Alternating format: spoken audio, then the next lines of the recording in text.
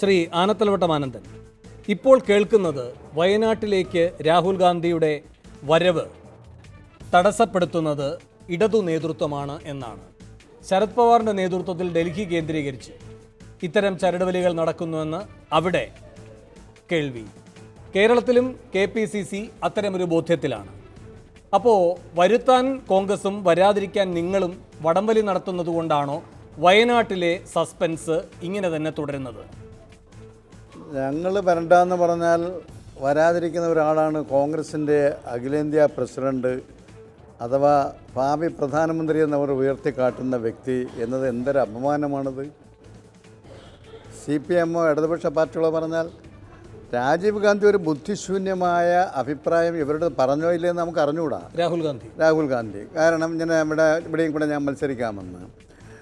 ഇവർക്ക് രാഷ്ട്രീയമില്ല, ഇവർക്ക് കമ്മ്യൂണിസ്റ്റ് വിരോധം മാത്രമേ ഉള്ളൂ. രാജ്യത്തിൻ്റെ ഇന്നത്തെ സ്ഥിതി മനസ്സിലാക്കുന്ന ഏതൊരു രാഷ്ട്രീയ വിദ്യാർത്ഥിക്കും ഇപ്പോൾ നടക്കുന്ന ഈ പിള്ളേര് കളി തമാശയായിട്ടാണ് തോന്നുന്നത്. രാജ്യത്തിൻ്റെ ഏറ്റവും നിർണായകമായ ഒരു മുഹൂർത്തമാണ് ഈ തെരഞ്ഞെടുപ്പ്. ഇന്ത്യ നിലനിൽക്കണമോ വേണ്ടയോ, ഇന്ത്യയുടെ ജനാധിപത്യ വ്യവസ്ഥ നിലനിൽക്കണമോ വേണ്ടയോ, മതേതരത്വം നിലനിൽക്കണമോ വേണ്ടയോ, നിയമവാഴ്ച നിലനിൽക്കണമോ വേണ്ടയോ, ഇന്ത്യ നിലനിൽക്കണമോ വേണ്ടയോ, ആ നിർണായകമായ വിധിയെഴുത്ത് നടക്കുന്ന ഒരു തെരഞ്ഞെടുപ്പിൽ BJP ഇന്ന് രാജ്യം ഭരിക്കുന്ന കക്ഷി ഒരു ഫാസിസ്റ്റ് സമീപനം സ്വീകരിക്കുന്ന കക്ഷിയാണ്. അവർ ഫാസിസ്റ്റ് ഭരണം ഇനി ഈ തെരഞ്ഞെടുപ്പിൽ മോഡി അധികാരത്തിൽ വന്നാൽ പിന്നെ ഒരു തെരഞ്ഞെടുപ്പ് ഉണ്ടാവില്ല എന്നാണ് ഞങ്ങളുടെ വിനീതമായ സംശയം.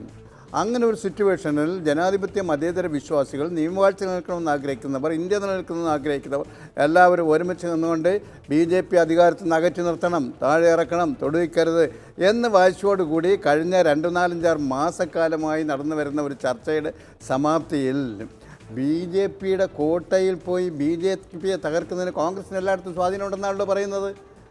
ആ സ്വാധീനം ഉപയോഗിച്ച് തകർക്കുന്നതിന് പകരം ആ BJP തകർക്കണമെന്ന് ലക്ഷ്യമിട്ട് പ്രവർത്തിക്കുന്ന ഇടതുപക്ഷ കേന്ദ്രത്തിൽ വന്ന് രാഹുൽ ഗാന്ധി മത്സരിക്കുക എന്ന് പറഞ്ഞാൽ മെയിൻ മുദ്രാവാക്യം വിട്ടുകളഞ്ഞില്ലേ. എന്നിട്ട് അവരുടെ ഒന്നുകിൽ അവരെ ഭയന്നോടുക, അതല്ലെന്ന് വരിൽ ആ മുദ്രാവാക്യം വിട്ടു. കമ്മ്യൂണിസ്റ്റ് പാർട്ടിയാണ് എതിർപ്പ്, CPM ഇടതുപക്ഷത്തെയാണ് എതിർക്കേണ്ടത് എന്ന കോൺഗ്രസിൻ്റെയും BJPയുടെയും പൊതു കാഴ്ചപ്പാടുണ്ട്. അവിടെ മുഖ്യ ശത്രു CPM ആണ്, കമ്മ്യൂണിസ്റ്റ് പാർട്ടിയാണ്. ആ നിലയിലേക്ക് വരികയല്ലേ, രാജ്യത്തിൻ്റെ ഈ മുഖ്യധാരയിൽ നിന്ന് അകന്ന് ഓടുകയല്ലേ ഏതെങ്കിലും ബുദ്ധിമുള്ള ഒരാൾ ചെയ്യുമോ? ശ്രീ ആനത്തലവട്ടം, അവരുടെ കടുത്ത കമ്മ്യൂണിസ്റ്റ് വിരുദ്ധതയെ പറ്റി അങ്ങ് പറഞ്ഞു. നിങ്ങൾക്ക് കേരളത്തിൽ എന്ത് വിരുദ്ധതയാണുള്ളത്? ഞങ്ങൾക്ക് ഇവിടെ ഏറ്റവും കൂടുതൽ കോൺഗ്രസ്സാണ് ഇവിടുത്തെ പ്രധാനമായ കോൺഗ്രസിൻ്റെയും BJPയുടെ നയം ഒന്നാണ്. ഇവിടെ ഞങ്ങൾ BJP അതല്ല, ഞങ്ങൾ ലോക്സഭയാണ്. ലോക്സഭയിൽ BJPക്ക് വോട്ട് കോൺഗ്രസിന് വോട്ട് ചെയ്യുന്നത് BJPക്ക് വോട്ട് ചെയ്യുന്നതിന് സമാനമാണെന്നാണ് ഞങ്ങൾ വിശ്വസിക്കുന്നത്. ഇവിടുത്തെ കേരളത്തിലെ കോൺഗ്രസ് ജയിച്ചു വന്നില്ലെങ്കിലും ഇന്ത്യയിൽ കോൺഗ്രസ് താരതമ്യേന കോൺഗ്രസ് അവിശ്വാസം നേരിടാത്ത ഒരു സംസ്ഥാനമാണ് കേരളം. എന്ന് വെച്ചാൽ ഇവിടെ നിന്ന് MLA-മാരോ MP-മാരോ ഒന്നും BJPയിലേക്ക് കൂറുമാറിയിട്ടില്ല.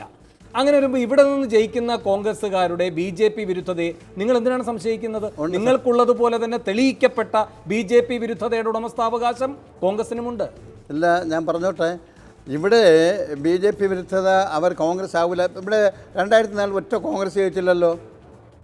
BJP ഇതര ഗവൺമെന്റ് വാജ്പേയി ഗവൺമെന്റ് താഴെ ഇറക്കി. അല്ല, കേരളത്തിലെ കോൺഗ്രസിനെ ദുർബലപ്പെടുത്തിക്കൊണ്ട് CPM ശക്തമായി ഒരു മതേതര ജനാധിപത്യ സർക്കാരിനെ ഉണ്ടാക്കുക എന്നതാണ് നിങ്ങളുടെ നയം. അങ്ങനൊരു നയം നിങ്ങൾക്കാകാം. പക്ഷേ ഇവിടെ അങ്ങനെ തോറ്റ് അമ്പി കൊടുക്കുന്ന ഒരു ചരിത്രം 2004 ആവർത്തിക്കാൻ വേണ്ടി ഷാഫി അടക്കം ഉമ്മൻചാണ്ടി അടക്കം പ്രയത്നിക്കണമെന്നാണോ അങ്ങ് പറയുന്നത്? ഒറ്റ കാര്യമാണ്, ആരാ മുഖ്യ ശത്രു ഇപ്പോൾ? ഇടതുപക്ഷം, കോൺഗ്രസിന്റെ ഇടതുപക്ഷമാണോ BJP ആണോ? കേരളത്തിന്റെ സാഹചര്യത്തിൽ പ്രസക്തമാകുന്ന രാഷ്ട്രീയമാണ് കേരളത്തിലെ വോട്ടർമാർ. ഒരു നിമിഷം, ഇവിടെ ആരും മോദിക്ക് നേരിട്ട് വോട്ട് ചെയ്യുന്നില്ല, ശരിയാണല്ലോ? അപ്പൊ കേരള രാഷ്ട്രീയത്തിന്റെ പരിസരത്തിൽ നിന്ന് ഒരു കേരള വോട്ടർക്ക് ഈ കാര്യത്തിൽ തീരുമാനമെടുക്കാൻ കഴിയൂ. ആ തീരുമാനം വോട്ടർ എടുക്കുന്നത് BJPയെ മുൻനിർത്തിയല്ല, നിങ്ങളെയോ കോൺഗ്രസിനെയോ മുൻനിർത്തിയാണ്. സർ, ഇവിടെ BJP ആണ് ദേശീയ തലത്തിൽ നിങ്ങളുടെ പൊതുശത്രുവെങ്കിൽ എന്തിനീ കേരളത്തിൽ 12 സീറ്റിൽ നേർക്കുന്ന യുദ്ധം? നിങ്ങളും കോൺഗ്രസും തമ്മിൽ 12 സീറ്റുകളിൽ നേർക്കുന്ന യുദ്ധമാണ്. ഞാൻ സൂചിപ്പിക്കേണ്ടതല്ലോ. ഇവിടെ ഞങ്ങൾ എന്തുകൊണ്ടാണ് ഞങ്ങൾക്ക് സ്വാധീനമുള്ളിടത്ത് ഞങ്ങൾ ജയിച്ചു വരുന്നതിന് കോൺഗ്രസ് ചേർക്കാം. കോൺഗ്രസിന് സ്വാധീനമുള്ള ജയിക്കുമ്പോഴാണ് സ്വാധീനം ഉണ്ടാവുക. തെരഞ്ഞെടുപ്പിൽ ജയിക്കാൻ വേണ്ടിയാണ് ഷാഫിയും അവിടെ ഈ യത്നിച്ചുകൊണ്ടിരിക്കുന്നത്. നമ്മൾ ഈ തെരഞ്ഞെടുപ്പിന്റെ റിസൾട്ട് എല്ലാം നമ്മൾ കണ്ടിട്ടുള്ളതല്ല. കേരളത്തിന്റെ സ്വാധീനമെല്ലാം 2004 ഒരു കോൺഗ്രസും ജയിക്കാതെ തന്നെ UPA ഗവൺമെന്റ് വന്നില്ലേ? കോൺഗ്രസിന്റെ ഇന്ത്യയുടെ ഗവൺമെന്റ് വന്നില്ലേ? കോൺഗ്രസിന് സ്വാധീനം. ഞാൻ ഈ പറഞ്ഞ അവിടെയാണ് ഒരു കാതലായ ചോദ്യം സർ. കോൺഗ്രസിനെ കേരളത്തിൽ ഇല്ലാതാക്കിക്കൊണ്ട് നിങ്ങൾ ബലപ്പെട്ടൊരു ദേശീയ മതേതര സർക്കാർ, അതിന് നേതൃത്വം കൊടുക്കാൻ കേരളത്തിൽ ഇല്ലാത്ത കോൺഗ്രസ് ജീവിച്ചിരിക്കുകയും വേണം. ഇതൊരു വല്ലാത്ത ന്യായമാണ്. ഞാൻ അതിലേക്ക് വരാം. ഒറ്റ കാര്യമല്ലേ? ഷാഫി